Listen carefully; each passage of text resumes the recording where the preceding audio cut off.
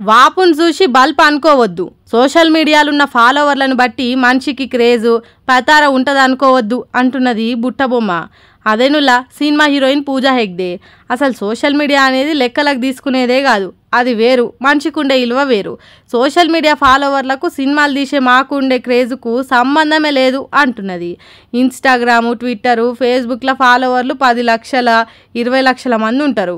వాళ్ళంతా వచ్చి సినిమా విడుదల కాగానే చూడరు కదా. ఫాలోవర్స్తోనే విలువ అంటే వాళ్ళంతా ఎగబడి సినిమాలు చూడాలి కదా.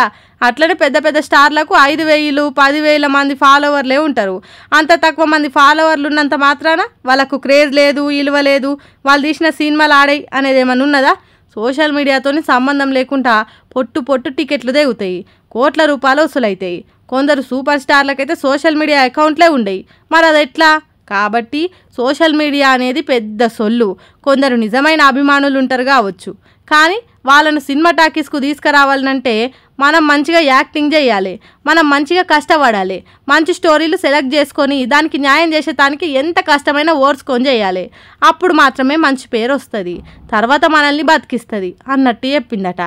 అంటే మనకు క్రేజ్ తెప్పించేది, మన పతారం పెంచేది, మనిషి విలువను ఇంకింత ఎక్కువ చేసేది ఆ మనిషి చేసే మేలైన పని తప్ప సోషల్ మీడియాను ఇంకోటో మరోటో కాదు.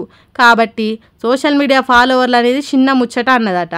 చాలా రోజుల కిందనే పూజా హెగ్డే అన్న ఈ మాటలు ఇప్పుడు సోషల్ మీడియాలో వైరల్ అవుతున్నాయి. పూజా హెగ్డే మాట్లాడిన వీడియోను షేరింగులు చేస్తున్నారట.